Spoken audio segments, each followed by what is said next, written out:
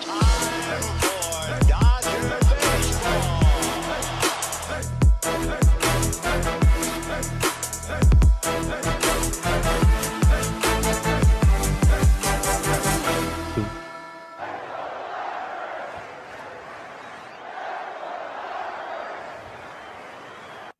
What's going on, Dodgers Nation? Welcome to the Dodgers Nation post-game show. You are now home with Dodgers Nation and Jim Beam. Please drink responsibly. And I also want to tell you about a new promotion we're running. We're partnering with our great friends over at Wager Lab, the new up-and-coming social betting app. What makes this app so unique is that it is legal in every state. You bet with the virtual currency. It's risk-free, and you don't need any cash or money to play. It's such a fun app. You can bet against a friend, play for fun. It's just great. You can play against the house. Also, we're doing a giveaway. We're doing a giveaway. If you want to win some cool merchandise, simply download the app and place a fun risk-free bet with me. My username is Doug McCain, DougMcCain.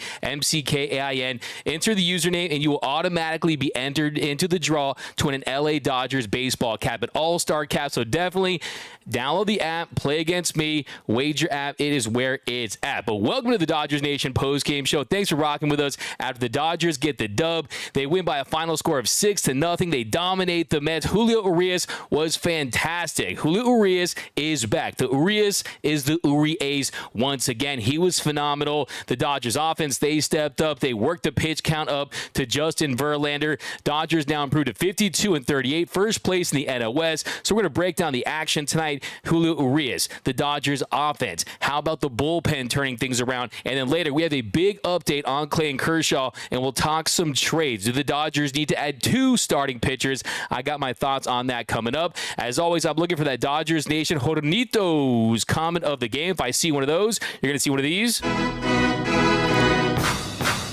You win. Perfect. I'm looking for my Dodgers dog of the game. If I get one of those, you're going to see one of these. The Dodger dog of the game. So, yeah, I mean, that one is going to be an interesting one tonight, but I think Julio Urias kind of takes the game. Dodger dog of the game. But, yeah, so let's get into the action here. We got your comments. JD going long again. Yeah, but how about JD Martinez giving the Dodgers a nice little insurance run there late? But let's get to the comments here, and we're going to break down this entire game. But what a win for the Dodgers, who are now in first place, a game above the Arizona Diamondbacks, who lost to the Blue Jays 7-2 today. And what a great way to start the second half. They looked focused. They looked dialed in. I thought Julio Urias just was sharp as ever this season. Really his best start of the year, in my opinion. When you consider the circumstances, when you consider the fact that this is a Mets team that doesn't want to be sellers. They want to go for it. They want to find a way to make the postseason. And Julio, he was dominant. He was dialed in. We're going to talk about the first inning, the double to Nimmo. After that, no hits for this Mets team. The Mets had just one hit tonight. One hit for that New York Mets team. It was definitely an LOL Mets night in New York. 7 hits for the Dodgers. They get 6 runs, 3 in the 5th, 1 in the 6th, 1 in the 8th, 1 in the 9th. And Justin Verlander, he was dominating early on, but the walks were high. So we're going to talk about his start. But Julio Urias, to me, he is my Dodgers dog of the game. I thought he was fantastic. That was the Urias. That was the Urias that we know and love. Julio Urias, he was fantastic. Tonight, if you look at his line, really, save for that first inning, he was outstanding. He gets the win. He improves to 7-5. He allows no runs, just 1 hit, 7 strikeouts, 1 walk, and 6 innings of work. You see the efficiency there, 85 pitches, 55 for strikes, lowers that ERA rate down to 4.35, so let's get that under 4 soon. If you look at first pitch strikes for Julio Urias, and 15 of 22, so he was outstanding, 11 swings and misses. So we're going to talk about his outing, but I want to get all your takes on tonight's win. What is your biggest takeaway from the Dodgers' 6-0 win over the Mets in New York? We got suck the Giants, Padres, Lakers, Yankees, Astros, cheaters. Okay, coming in very hot. If I see a super-duper hot take, you are going to... See, let's move this back here. I don't want that blocking my cool stuff here. 1 second here, guys. Yeah, let's get these takes. Let me just fix this. Cool. Yeah, see a fire take too. Man, we gotta fix this. If I see any anything, bro, you're gonna see one of those. Fire take, one of these. But here we go. Let's jump into the comment section. We got Justin Lamas over on YouTube. Biggest takeaway is we need to buy at the deadline. Yes, you are speaking my language. Yes, that's what I've been saying for months now. You don't punt on a team that has a payroll of $230 million. You don't punt on a team that has an offense as potent as the Dodgers. You don't punt on a team that could be Clayton Kershaw's final season. You owe it to Clayton Kershaw. You owe it to the GOAT. You owe it to your superstars like Mookie Betts, Freddie Freeman, Will Smith, JD Martinez. You owe it to these guys to go all in, and I fully expect that this Dodgers team will make a trade for not just one, but possibly two starting pitchers at the deadline. I would not be surprised, and if you guys are everyday watchers of the show, if you've been following the show the entire season, what did I say before the first pitch on opening day? During spring training, people were calling me crazy because I said my number one concern was starting pitching. Why is that? I know how this movie ends. Either it's injuries or it's players underperforming. If you really want to win, you got to go out there and get some extra arms. And now it's the most commonly parroted take in the Dodgers uniform. It feels like everyone's saying the Dodgers need starting pitching. You're like 2-3 months late unless you're watching this show. So we got Jake Marisnick will be a good player for us. That's from Justin Kim 2000.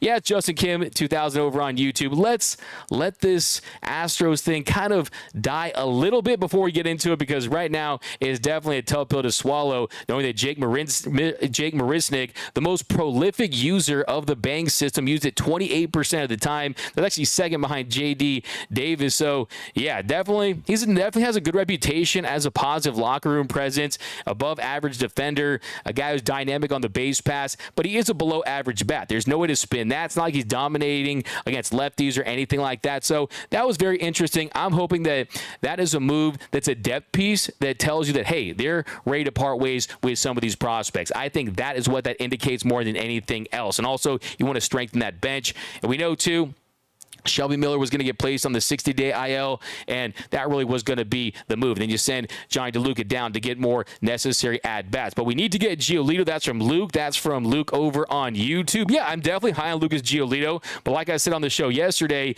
you don't buy the first car you test drive. Yes, it has that new car smell. Yes, you can picture yourself driving up in that new whip, but you got to test drive some more cars. You got to let that market emerge a little bit and take shape to see if there's other starting pitchers out there, because Lucas Giolito, he's not an ace. He is not a number one guy. Maybe a number one guy doesn't exist in this market. That is a strong possibility. Maybe you don't see guys like Dylan Cease or Corbin Burns or some of those guys being traded, but we'll see. I think it's a great fit if you pair him with the bullpen piece, like a Graveman, like a Middleton, possibly a Hendricks, possibly a Tim Anderson. I like a big blockbuster deal with the White Sox, but not just Giolito by himself. Bring some of your White Sox teammates that can help this team and address some other areas like the bullpen and as a bat and another guy that can play in the infield. But AB, yeah, hi.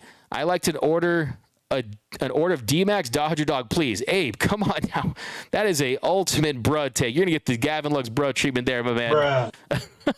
Yeah, guys, go definitely download the Wager Lab. By the way, Wager Lab's giving out a free Dodgers hat. All you got to do, join the app. You can bet against me. You can bet against the house. And you have a chance to win a Dodgers All-Star Game hat, and it's absolutely 100% free. Play against me. My username is Doug McCain, DougMcCain. Right under the logo is where you'll see that. The Birds killed the Snakes tonight. It's from Troy Heyman. Anthony Keene, Dodgers getting Ohtani this year. You heard it here first. Anthony Keene, we got to do something special for you if that happens. If that happens, I don't know what it is yet. Look, I know I said I'd send you one of these hats. I'm still waiting on the order. How about this? If we get Ohtani, you're the one who said it first. Mark my words. You can tweet me every single day and expose me and say, hey, D-Mac promised me a hat and he hasn't sent it. I will send you this Dodgers Nation hat, but a brand new spanking crisp one before I send it to you. So that is what I'll do. If the Dodgers get Ohtani, Anthony Keene, you're getting a fresh Dodgers Nation custom snapback. I got to custom make these, okay? Julio, I don't know. Yeah, how about Julio Urias? Look, save for that first inning against the Royals, where he was BABIP to death. You had some suspect defense. You had a lot of bloopers there, and they scored 5 runs on him. Save for that inning, he's pitched 14 innings and allowed just 2 runs. That's a 1.29 ERA. And what I say when Julio Urias came back, I said that Julio Urias is going to be the best Dodgers pitcher down the stretch. And today, he made that take look really good because he was focused, he was electric. And I think what impressed me most is, yeah, let's look at that first inning there. That first inning, he allows that leadoff double there to Nimmo. And it looked like it was going to be a home run. And what happened, they reviewed it, and they take it off the board. And then he proceeds to get out of that inning with no damage. So I thought he was fantastic. So I want to read some more of your comments, though, before we break this game down, because I know you guys are very excited. Let me know if you think the Dodgers will be getting Shohei Ohtani, because at first, it was reported the Angels were not going to consider dealing him. Then we've seen some reports in the last couple of days that they will consider offers. So it is going to be very interesting what develops with Shohei Ohtani as we move closer to the August 1st MLB trade deadline. But Troy Heyman, the Dodgers, reminded New York who used and still who owns New York. Okay, interesting way to phrase that, but yeah, absolutely. That's from my man Troy over on Facebook. Justin Lamas, we owe it to our offense to buy several pitchers. I don't know, Giolito sucks. Bethany says, sign a high-end pitcher. We're not going to sign a high-end pitcher right now, but you could possibly trade for one depending on who's available. DKM, Dodgers first place, and the new team knocking on the door. Let's get physical. Okay, Julian over on YouTube. D-Mag, what do you think about the Shane Bieber news? What I think about it, to me, it's buyer beware. To me, that looks like could be damaged goods, especially when you consider the luck that the Dodgers have had with their starting pitching, with their bullpen pieces in recent years. And I was never a top priority Shane Bieber guy. He was never my first top choice on my list of pitchers I want to see them pursue, mainly because the strikeout rate is down. The velocity is down. He is not an ace. He's the guy that absolutely posts and can eat innings and can absolutely help this team if he's healthy. But now I think you absolutely have to look in a different direction, because the last thing you want to do is trade for a guy like Shane Bieber, who is still under team control after this season. So he's not a pure rental. You get him for the remainder of this season and all of next year. Last thing you want to do is trade for a guy and he has to have surgery, he has to get treatment, or has to undergo, I won't say the TJ word, it's like Voldemort, you don't say that name on this show, but that's the last thing you want to do. We need a healthy pitcher. So yeah, if it's between Lucas Giolito and Shane Bieber, I actually would go Giolito over Bieber, even if they were both healthy, because look, the reality is, if you look at Bieber's numbers, they've been trending in the wrong direction for quite some time. But here we go, Norman Rowe over on YouTube, Giolito and Anderson plus a reliever. There you go. It's like we're in a mind meld. It's almost like people have been watching my videos for months now. I absolutely agree. Justin Kim 2000, get Giolito. Muncy is done. That's from Scott over on Facebook. Yeah, not the best night for Max Muncy, and we're going to break down the details of this game, how the offense performed. But Max Muncy batting in that cleanup spot, he goes 0 for 3, 2 strikeouts, but also had 2 walks today. That's something that you can count on Max Muncy to do. Max Muncy is going to get on base. He is going to draw free passes, and those were big. That is what got the pitch count up on Justin Verlander. Justin Verlander was no hit through the 5th inning. Entering that 5th inning, Dodgers hadn't got a hit on Verlander, and what they did do, though, is you had a pitch count going up on him throughout the night, and that's how they were able to get him. And he ends up going just 5 innings, 104 pitches in 5 innings for Justin Verlander. Had 6 strikeouts, also had 6 walks. Only the 3rd time in his career that he's had 6 walks. And like I said, when they signed Justin Verlander, hey, the Mets, yes, you have all the money with Stephen Cohen, but they don't know how to spend their money, okay? You don't need an ace RP with Max Scherzer and Justin Verlander, 2 pitchers that are past their prime, 2 pitchers that are either going to be ineffective in the end or possibly injured. So that's why I wasn't hurting when they ended up signing those 2 pitchers. So you look at this Dodgers offense, too. They go 4 for 10 with runners in scoring position. Max Muncy 0 for 1 with runners in scoring position. So didn't necessarily hurt the team tonight with his at-bats. I mean, if you want to point your finger at one Dodgers hitter that didn't perform well tonight, it really hasn't performed well over the last few weeks, that's Will Smith. Will Smith went 0 for 5 with 3 strikeouts. Did get his bat on the ball there late, helping the Dodgers play another run to make it 6-0 there in the top of the 9th inning. So he contributed for sure, but yeah, he definitely had a rough night at the plate. Wasn't seeing the ball well at all. But we got Brian Castro over on YouTube. Umps helped the Mets more in this game, and they didn't produce, from the fake news hit by the pitch to Will Smith glove gate. Okay, you're really wearing the tinfoil hat. I like the theory there, and that's a great point, because if you look at Julio Urias' night, like I said, 6 innings, no runs, 1 hit, and Other than that, you're talking 1-2-3 inning after 1-2-3 inning. He had 1-2-3 inning in the second, a 1-2-3 inning in the third, and then fourth inning, he had the Marte hit by a pitch on the 14 fastball up and in. That was close. That was razor thin. That was a little suspect.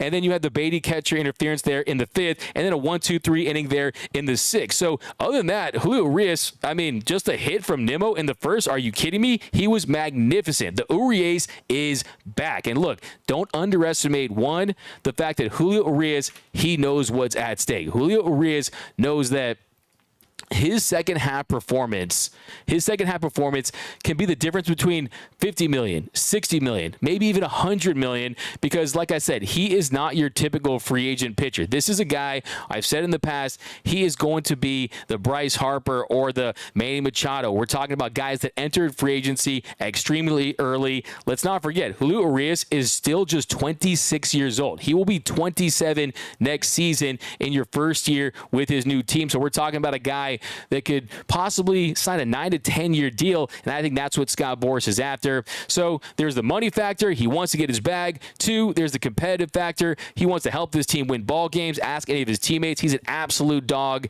He's an absolute warrior. And then three, second half ERA after the All-Star break. Julio Urias, for his career, a 1.79 ERA following the All-Star break. That is the best all-time for pitchers that have thrown a minimum of 230 innings. That is how good Julio is down the stretch. And I think he wasn't healthy early. The hamstring injury, that was hampering him. But now he looks like he's ready to absolutely go on a tear down the stretch and hopefully carry this team as the ace of the staff. But Outman saw Vargas got sent down and started hitting. That's a great point. Yeah, you definitely see the writing on the wall with that. Outman has started to produce. I think he's a guy that deserves a lot of credit for tonight's win.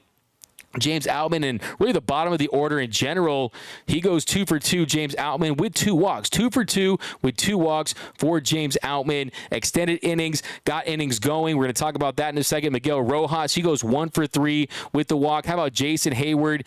He has a walk, and the way he was running the base pass, David Peralta went 0 for 4, but the bottom of the lineup, they contributed. They got rallies going, and then you had Mookie and Freddie finish things off. So that is what you want. You want them to turn over this lineup to get it to Mookie and Freddie, the Kobe and Shaq of Dodgers baseball, and they can finish the job. But here we go. Jump to the comments, and we'll start breaking down this game. On all your thoughts, all your takes on tonight's 6-0 win over the New York Mets. What are your thoughts on Ohtani, on starting pitching? Later in the show, we got a big update on Clayton Kershaw, who we're not going to see until we'll talk about it in a little bit. Justin Lamas, Ben Verlander is going to be the biggest Dodger fan once Ohtani signs here. Yeah, that's kind of the one reason. If there's one reason I don't want them to sign Ohtani, it's that. No, I'm just kidding. Hey, Ben Verlander, if it takes Ben Verlander basically trying to be the biggest Ohtani fan, and maybe that'll be the kicker. Maybe that's how we'll really find out that Ben Verlander hates the Dodgers. Well, we're going to see Ohtani hit grand slams,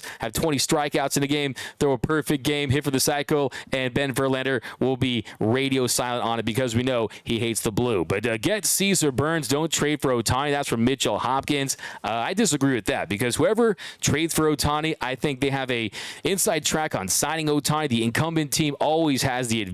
And yeah, Burns has been good. We got D-Mac, what's good, bro, from Justin Kim. What up, Justin Kim? We got Paul Weimer. But getting back to your point, I want to finish my thought on that, is if you can get Ohtani, you get Ohtani. It's as simple as that. It really is. I'm dropping an interview tomorrow that I did with Angels insider, the Athletic Sam Blum, and we talked about the idea. And look, the reality is, if you show Ohtani that kind of loyal, if you show him they're willing to gut the top half of your farm system, I think that's going to go a long way in his free agency. We got Bethany Ring coming in with a $5 super chat. That's love Julio. Hope above all he loves the Dodgers as much as the fans love him. That's from Bethany Ring. That's my Hornito shot taker comment of the game presented by our friends over at Hornitos. Please drink responsibly. Cease is not being traded. The White Sox confirm this.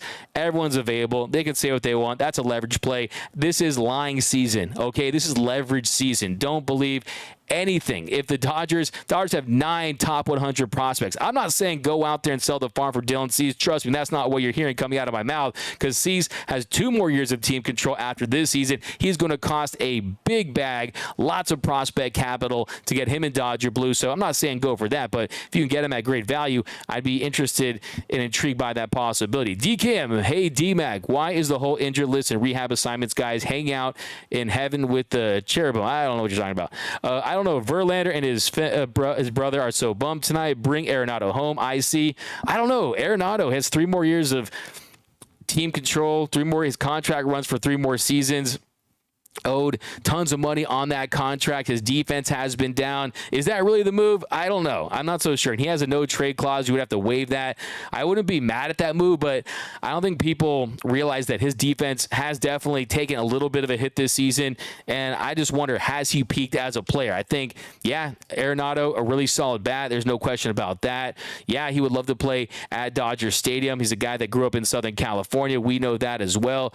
But has he peaked? Do you really want to get Arenado on the decline? He's 32 years old. This year, 128 weighted runs created plus, 19 home runs. Yeah, 283 batting average. So, yeah, it could absolutely help this team, but he's not a top priority. Unless you address starting pitching, unless you get another bullpen piece, doesn't matter if you score 6-7 runs a game, you're not going to be able to do that against elite starting pitching. So, I think, yeah, if it's available and maybe you get a Flaherty or someone like that, who I think he's 4th or 5th of the pitchers that I'm looking at as far as trades, maybe you do it. I just don't anticipate the Cardinals really making a big deal with the Dodgers. We just haven't seen that in our history as often. We got Justin Lamas 50-50 to get Ohtani in 24. I think that sounds about right. Go Dodgers from Timothy Dodgen. We got, hey, D-Mac, how many prospects do you think it's going to take to trade for Shohei Ohtani? Well, I think you look at the Ohtani tax, the Ohtani premium, and how much he's going to get. It's going to be a king's ransom no matter what. But then you add on top of that the Dodgers tax, because we know Artie Moreno would rather probably set his grandma on fire than trade Ohtani to the Dodgers, right? So it's going to cost a lot. You're probably looking at 5 top prospects. I think you can avoid. You don't have to give him Cartaya and Bobby Miller, but Michael Busch gone, Nastrini gone, Josue DePaula probably gone. I know that a lot of people want to see him. A lot of teams are going to be asking about him in trade talk. So, yeah, it's going to take some top guys. But, hey, let's not forget this is an organization that knows how to draft, scout, and identify talent. So they'll just find the next guy. It can be in the later rounds. They'll develop him. He'll go through the Dodgers farm system. And just like that, the Dodgers will have a top farm system once again. So here we go. We got Outman is a good player. That's from Timothy Dodgen. Anthony Keene. Muncy has been up and down all season.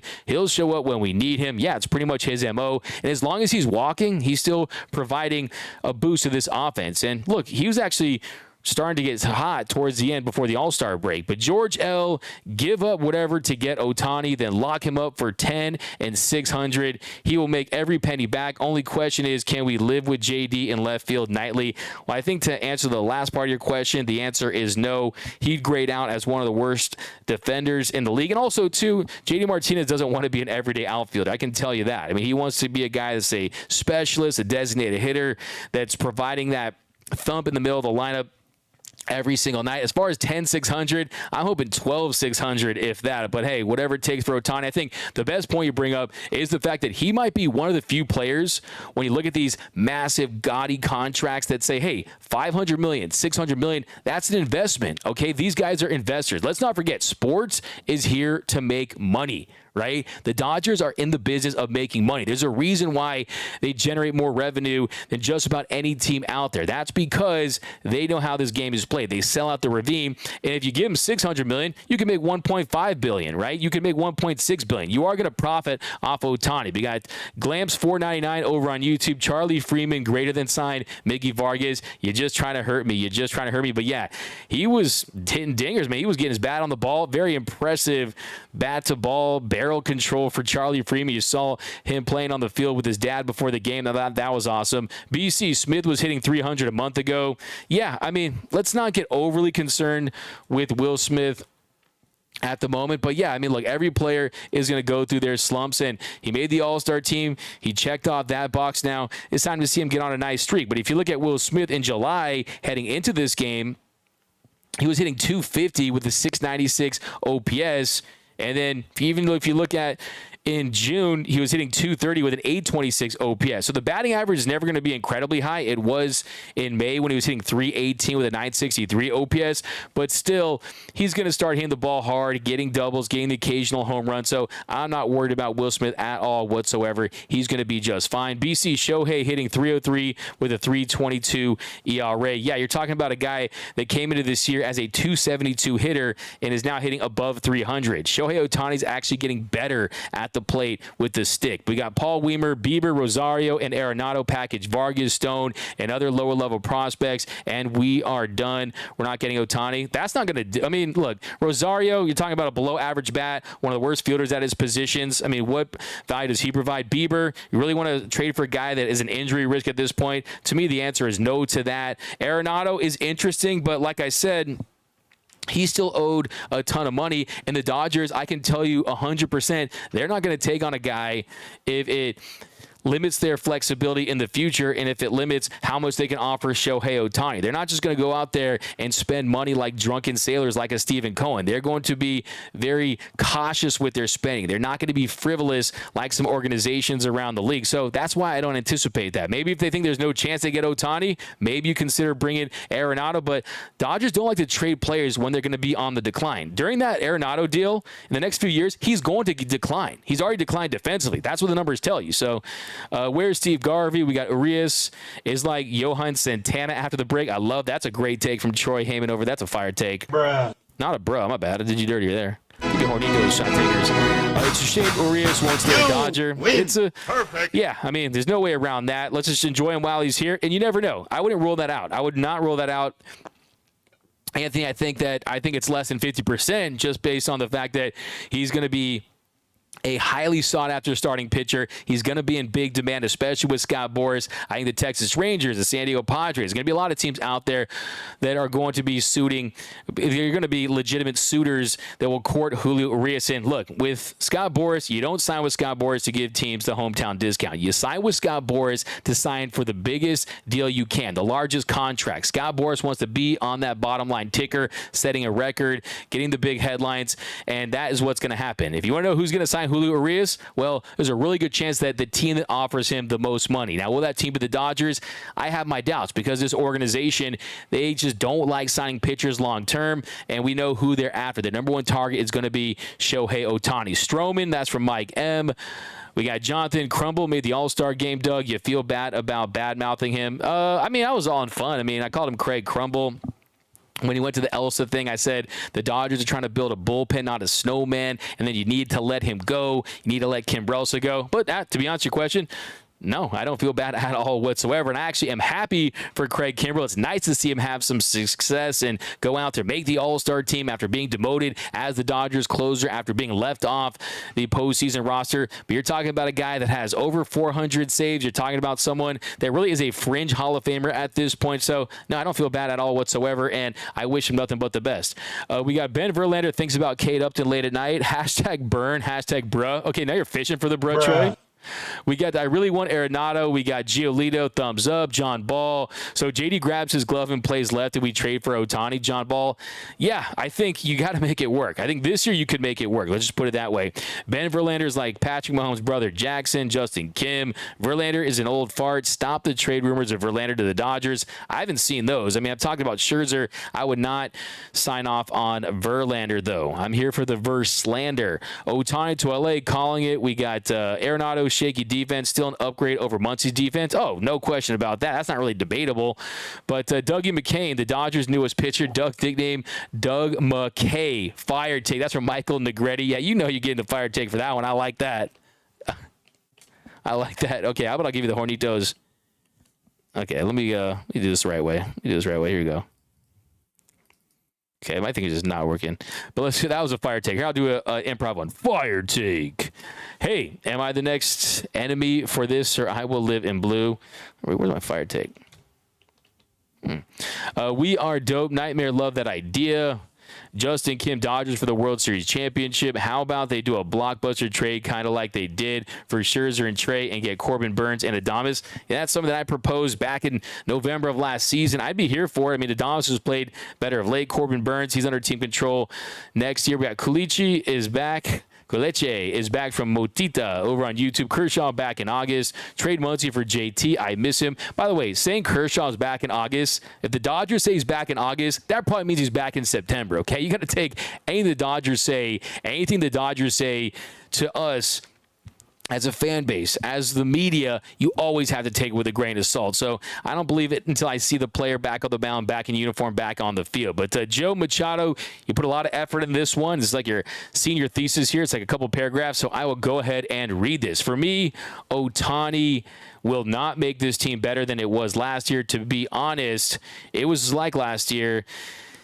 To be honest, I like this team and its mix of young and old as it is. We are competing in $600 million. Do we really want to mortgage our future for one guy? For Shohei Ohtani, absolutely. Absolutely 100%. You're talking about a player that is the best power hitter in the game, one of the best pitchers in the game, also generate tons of money. It ain't our money. And also on top of that, there is no cap in Major League Baseball. They're not going to trade for Shohei Ohtani. They're not going to sell Ohtani on a vision of making the postseason and winning the World Series just to be bad, right? They don't want to be the Angels. I think that is going to be one of his top priorities is, hey, where can I not only win now, but win later? And the Dodgers, they've shown that no matter who they trade, no matter who they develop, no matter who they include in trades, whether it's their top two prospects for Scherzer and Trey Turner with Keibert Ruiz and Joe Josiah Gray in 2021, they always find a way to replenish this farm system. They are always finding ways to get guys and develop them. I mean, JD Martinez on a one-year $10 million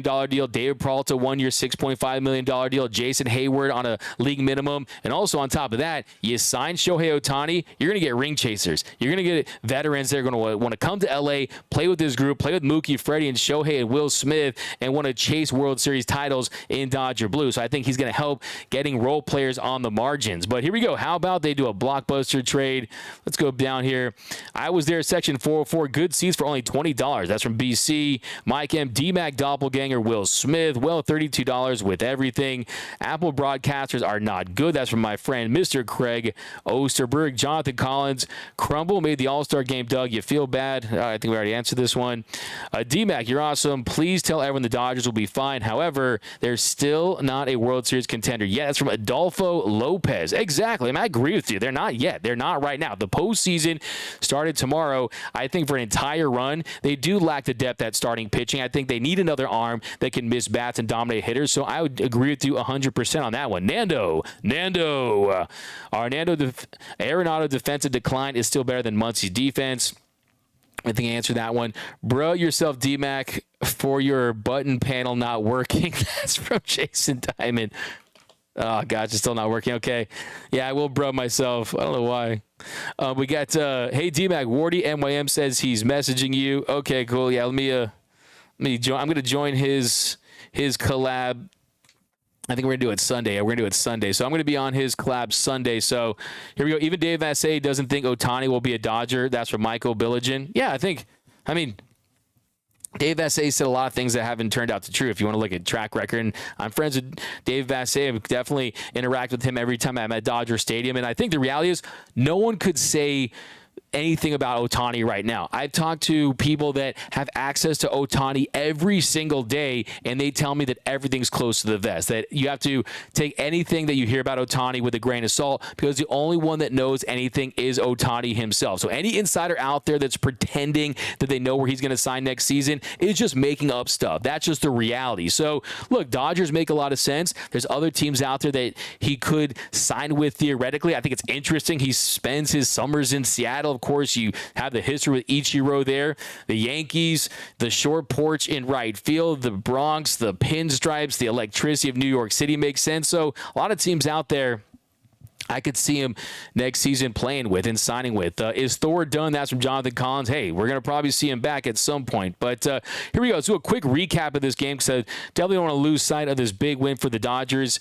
We got Such a nice performance tonight. An excellent performance by Julio Urias.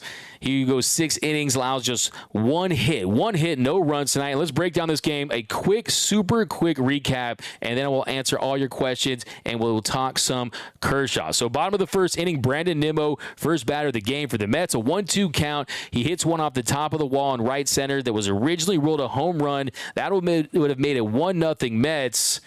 And they reviewed it, and they ruled that the ball bounced off the orange padding on the wall, and Nimmo went to second, and it goes as a leadoff double. So that was such a game changer. It looked like he had hit a home run.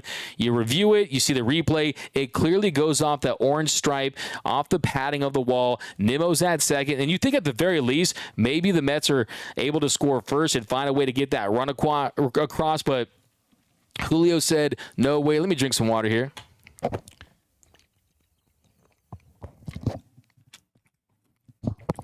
But next batter, Tommy Pham, he strikes him out with a changeup, bottom of the zone. Pham couldn't hold up. That goes for the first out. That brings up Lindor with 1 out, then 3-2 pitch. Julio gets him looking at a fastball up in the zone for the second out. Back-to-back strikeouts for Julio. Then that beautiful pitch there, 94-mile-per-hour, 4-seam fastball.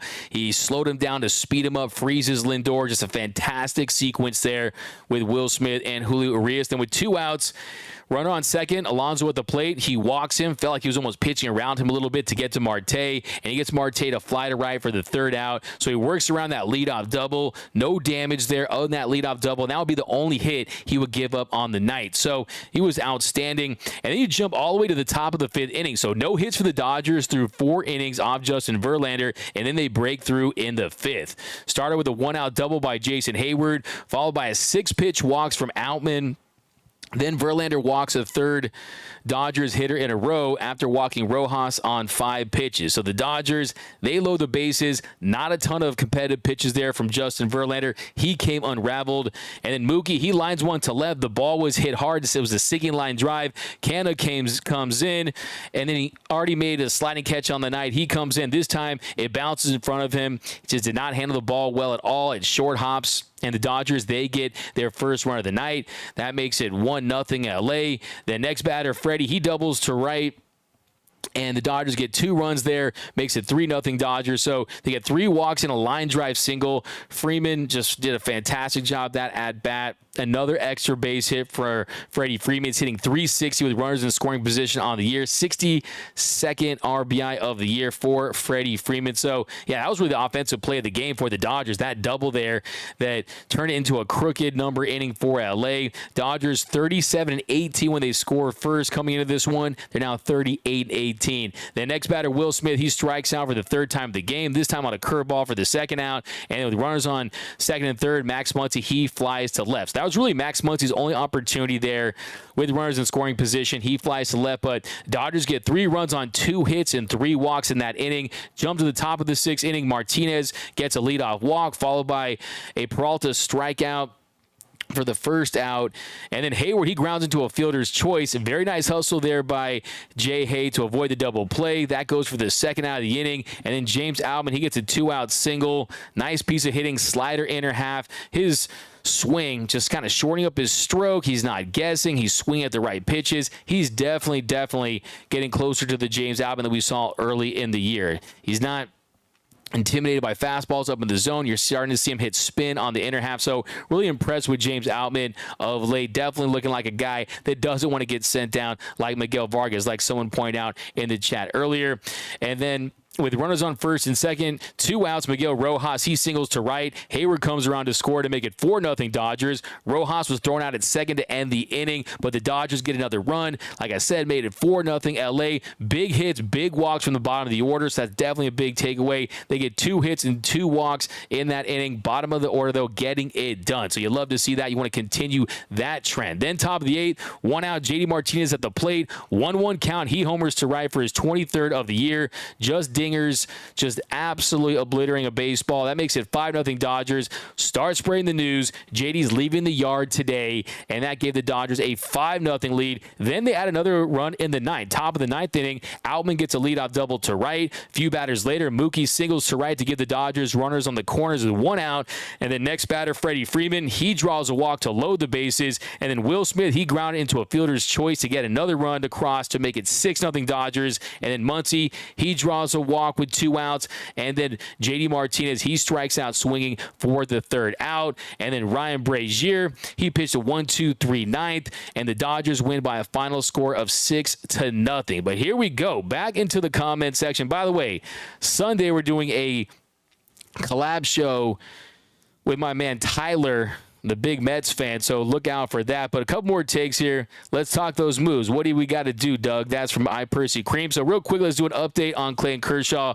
And my first question is, on a scale of 1 to 10, what is your concern level with Clayton Kershaw? Do you think this is more serious? Do you think that, hey, this is just getting some additional time? I want all your Kershaw injury takes right now. Because there was some talk that Kershaw was going to be activated for this series, and Dave Roberts said before the game that we're probably not looking at him being back until August. Doc said, for us, it's kind of trying to figure out where we get Clayton back, which the hope is the beginning of August. Now, Kershaw was placed on the IL on July 3rd. It was retroactive to June 30th with left shoulder soreness, after leaving his start at Coors Field on June 27th after only 79 pitches. So he was placed on the IL, had the shoulder soreness. They did some testing. It revealed shoulder inflammation. And at that point, the left-hander received a cortisone shot and was shut down for a few days. And we're starting to think, okay, he's going to respond well. He'll possibly get back right after the All-Star break. And they were just kind of giving some extended rest, getting him fresh for that second half. And now it looks like it's going to be some extra time. His earliest possible date to return was Saturday, which is tomorrow against the Mets. Well, that's obviously not going to happen. And then Fabian Ardai of The Athletic, he tweeted out, Clayton Kershaw said he indeed will be back later than anticipated after receiving an MRI. He didn't want to get into what specifically was wrong, said he feels fine, but doctors want to give his shoulder time to heal. Said early August, as Dave Roberts said, is a fair timeline. Clayton Kershaw said he doesn't feel any discomfort when he's throwing. If he hadn't gotten an MRI, he said he probably would be back pitching already, but will follow the recommendation of rest. Could throw a bullpen when the club is in Baltimore. So that sounds promising. I think that sounds like a guy that is going to return. Now, the question is, when he does return, and if it is in early August, does he stay back? Is he going to deal with injuries? We haven't had the yearly back injury for Clayton Kershaw. So I just wonder where he's at physically right now. And I think if you have to slow play it, then you do that. Whatever it takes to get him back and stay back, I think that is what you do. Now, if you look at the Dodgers rotation right now, you got Urias, Gonsolin, Miller, Grove, Sheehan. Gonsolin's going to go tomorrow. Bobby Miller's going to go Sunday. And I think what this means, the Dodgers, one, absolutely need a starter. Absolutely need to trade for a starting pitcher. They might need to trade for 2 starting pitchers if they want to guarantee themselves a deep run in the postseason, and also give themselves a contingency plan, a little insurance in the event that another guy goes down later in the year. But let's not forget, too, Ryan Pepio, he's on the mend. But here we go. Jump in your comments here, and I'll let you enjoy the rest of your Friday night. More serious for Kershaw's from Noah Ortega. Stage 1, Bobby Miller versus Scherzer on Sunday is going to be fire. Yeah, I agree. I'm excited for that. And I think he's going to have the juices flowing. I think it's going to be Ice Bobby. By the way, let's not forget who first hit the Bobby Miller ice thing, but hey, I'm not going to go there. Kershaw is okay. He will come back mid-August because youngsters must be showcased for trade. That's from CB. Interesting theory. Who pitching tomorrow? Yeah, you're going to get Tony Gonsolin. Tony Smokes is going for the Dodgers. Ryan Montaz. I can't believe I'm asking this, but should we even try and trade for Bellinger? He looks red hot. Look, I think that's way down the line. Also, look, they've been there, done that. You don't want to get back with your ex, even if he's succeeding and thriving. Okay, they had a little bit of a toxic relationship there, and I think the Yankees are going to be more aggressive in getting Cody Bellinger. I think Cody Bellinger is going to be seen as an asset, and you're going to have to part ways with some top prospects to get him. Not top prospects, but you're going to have to include some of your better prospects. And we know the Dodgers, they're not going to fire all their bullets. They're going to focus on pitching first and foremost. So he's down the line of priorities, and I just don't think that's going to happen. Look, let's be honest. Outman, he grades as an above-average defender in center field, and offensively, he's looked a lot better of late. The strikeouts are down. The hitting is up. I think you want to give Outman a chance to see if he can be that guy. But Kershaw has been like this. Let him rest, and we're more concerned about his health in October. That's when it matters the most. Could not have said it any better myself, Brian Castro. 100% agree with you. Gonsolin better hold Mets or package him for help. That's from CB. You guys know how I feel about Tony Gonsolin. I think he's a solid-ish starter at times, but I also think that you could get some value if you included him in a trade, but yeah, we'll touch on that another day. I heard Michael Lorenzen might be another target. Yeah, I've heard that as well. Doug, do you think we'll see Butane in September? That's from Rod Wilson. Yeah, I talked about this on the show yesterday. Look, I mean, if anyone can do it, it's Walker Buehler. I think as a starter, I just don't know. But for some reason, in my bones, in my heart of hearts, I think Walker Buehler wants to be back this season. He has another year of team control after this year, wants to get some momentum heading into next year. I can tell you that this guy just wants to be on the mound helping his team. So I could see it, and I think we will. It's just about the role. Will he be a guy that's a frontline ace-level starter? Because if he's back, then yes, but it takes a little while to get the command back. And we saw last year, Dustin May, he comes back, looked good early, then had some struggles, especially against the Padres. Then we didn't even see him in the NLDS after he had the back injury. So, yeah, I'm not going to bank on it. To me, it's icing on the cake. It's a cherry on top if Butane is back. I think you still have to construct this roster in the second half as if he's not going to return. Then if he does, hey, the more arms, the merrier. But Ohtani to our Dodgers. A couple more here, guys, and we will head on out. Will Flaherty be a Dodger? I don't know. You guys high on Jack Flaherty? I mean, Jack Flaherty, he's had his moments. There's no question about it.